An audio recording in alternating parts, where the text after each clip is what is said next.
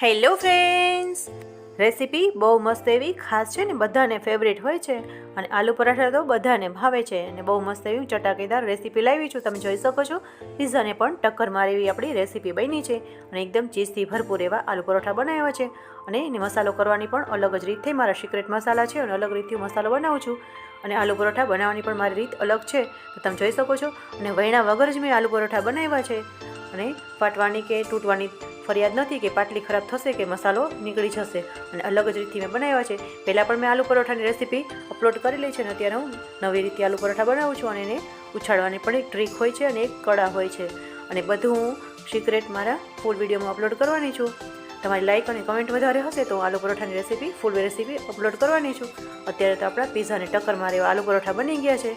Recipe સારી લાગે તો વધારેમાં વધારે લાઇક કરજો અને કમેન્ટ કરજો. મારી ચેનલને સબસ્ક્રાઈબ કરી લેજો. Thank you for watching. જય શ્રી કૃષ્ણ.